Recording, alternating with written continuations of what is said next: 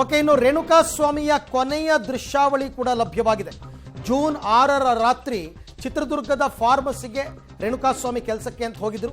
June 7ರಿಂದ ಕೆಲಸಕ್ಕೆ ಹೋಗಲಿಲ್ಲ ರೇಣುಕಾಸ್ವಾಮಿಯ ಕೊನೆಯ ದೃಶ್ಯಾವಳಿಗಳು ಲಭ್ಯವಾಗಿದೆ. ಇದು ಚಿತ್ರದುರ್ಗದಲ್ಲಿ ಆತನಿಗೇನು ಗೊತ್ತೇ ಇರಲಿಲ್ಲ ಪಾಪ. ಆತ ಮನೆಯಿಂದ ಫಾರ್ಮಸಿಯಿಂದ ಮನೆಗೆ ಓಡಾಡ್ಕೊಂಡಿದ್ರು.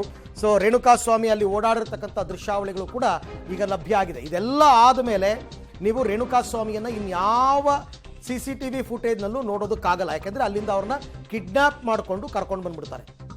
ಸೊ ಚಿತ್ರದುರ್ಗದಲ್ಲಿ ರೇಣುಕಾಸ್ವಾಮಿ ಓಡಾಡಿರ್ತಕ್ಕಂಥ ದೃಶ್ಯ ಆ CCTV ಫುಟೇಜ್ನಲ್ಲಿ ಸಿಕ್ಕಿದೆ.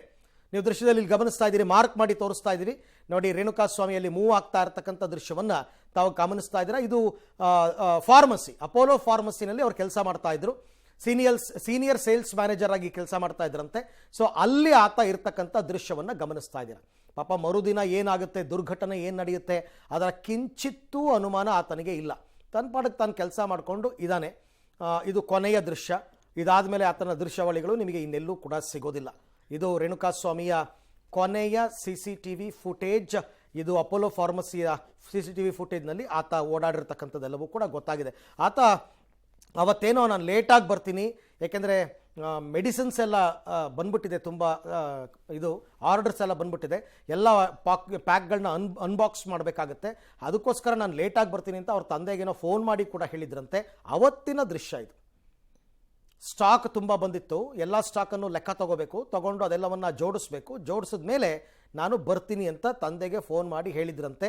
ಅವತ್ತಿನ ದಿನದ ರಾತ್ರಿಯ ಫುಟೇಜನ್ನು ತಾವೀಗ ಇಲ್ಲಿ ಗಮನಿಸ್ತಾ ಇದ್ದೀರಾ ರೇಣುಕಾಸ್ವಾಮಿ ಅವರ ವಿಚಾರವಾಗಿ. ಇದಾದ ನಂತರ ಮರುದಿನ ಅವರು ಕಿಡ್ನ್ಯಾಪ್ ಆಗ್ತಾರೆ. ಬೆಳಿಗ್ಗೆ ಮನೆಯಿಂದ ಹೊರಟವರು ಮತ್ತೆ ಮನೆಗೆ ವಾಪಸ್ ಹೋಗೋದೇ ಇಲ್ಲ ಇನ್ಫ್ಯಾಕ್ಟ್.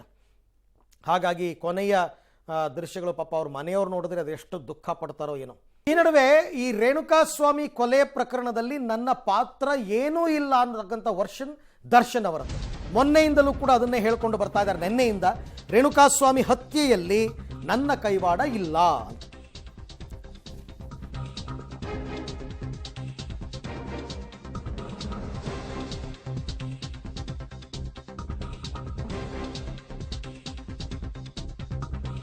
ಹತ್ಯೆಯಲ್ಲಿ ನನ್ನ ಕೈವಾಡ ಇಲ್ಲ ಅಂತ ದರ್ಶನ್ ಹೇಳ್ತಾ ಇದ್ದಾರೆ. ಈ ಕಡೆ ಪೊಲೀಸರು ಒಂದೊಂದಾಗೆ ಮಾಹಿತಿ ಮತ್ತು ಸಾಕ್ಷಿಗಳನ್ನು ಕಲೆ ಹಾಕ್ತಾ ಇದ್ದಾರೆ. ನಾನು ಏನೂ ಮಾಡಿಲ್ಲ, ನನಗೇನೂ ಗೊತ್ತಿಲ್ಲ, ನಾನು ಕೊಲೆ ಮಾಡಿಲ್ಲ ಅಂತ ದರ್ಶನ್ ಹೇಳ್ತಾ ಇದ್ದಾರೆ. ಜೊತೆಗೆ ಒಂದೇ ಒಂದು ಸಿಗರೇಟ್ ಕೊಡಿ ಅಂತ ಪೊಲೀಸರ ಬಳಿ ಕೇಳ್ತಾ ಇದ್ದಾರೆ. ಇವತ್ತು ಬೆಳಗ್ಗೆಯಿಂದಲೂ ಕೂಡ ಸಿಗರೇಟ್ಗೋಸ್ಕರ ಪೀಡಿಸ್ತಾ ಇದ್ದಾರೆ. ಸಿಗರೇಟ್ ಅಡಿಕ್ಷನ್ ಇದ್ದಂಥವ್ರಿಗೆ, ಅದರಲ್ಲೂ ಈ ಟೆನ್ಷನ್ನಲ್ಲಿ ಸಿಗರೇಟ್ ಬೇಕು ಅನ್ಸೋದು ಸಹಜ, ಹಾಗಾಗಿ ಕೇಳ್ತಾ ಇದ್ದಾರೆ. ಬಟ್ ಪೊಲೀಸ್ ಸ್ಟೇಷನ್ನಲ್ಲಿ ಇರಬೇಕಾದ್ರೆ ನಾವು ಕೊಡಲ್ಲ ಅಂತ ಸಾರಾಸಗಟಾಗಿ ಬೆಳಗ್ಗೆ ಅವ್ರು ಹೇಳಿದರು. ಪಂಚನಾಮೆ ಮಾಡೋದಕ್ಕೆ ಬಂದಾಗ ಕೊಟ್ಟರೋ ಏನೋ ಗೊತ್ತಿಲ್ಲ, ಬಟ್ ಅವರು ಟೆನ್ಷನ್ನಲ್ಲಿದ್ದಾರೆ, ಹಾಗಾಗಿ ಸಿಗರೇಟ್ ಕೊಡಿ ಅಂತ ಕೇಳ್ತಾ ಇದ್ದಾರೆ. ಅವರ ವರ್ಷನ್, ನಾನು ಕೊಲೆ ಮಾಡಿಲ್ಲ, ಕೊಲೆಗೂ ನನಗೂ ಸಂಬಂಧ ಇಲ್ಲ ಅಂತ. ಬಟ್ ಅವರ ವಾಹನಗಳು ಅಲ್ಲೆಲ್ಲ ಓಡಾಡಿರೋದ್ರಿಂದ, ಜೊತೆಗೆ ಕೆಲವರ ಸ್ಟೇಟ್ಮೆಂಟ್, ಈ ಹಲ್ಲೆ ನಡೆಯುವಂತಹ ಸಂದರ್ಭದಲ್ಲಿ ದರ್ಶನ್ ಕೂಡ ಇದ್ದರು, ಪವಿತ್ರ ಗೌಡ ಕೂಡ ಇದ್ದರು, ಅವರೂ ಹಲ್ಲೆ ಮಾಡಿದ್ರು ಅಂತೆಲ್ಲ ಹೇಳಿಕೆ ಕೊಟ್ಟಿರೋದ್ರಿಂದ ಅದನ್ನು ಅಷ್ಟು ಸುಲಭವಾಗಿ ಪೊಲೀಸರು ನಂಬಲ್ಲ. ದರ್ಶನ್ ಅಲ್ಲಿದ್ದರು ಅಂತ ಪ್ರೂವ್ ಮಾಡೋದೇ ಒಂದು ದೊಡ್ಡ ಸವಾಲು.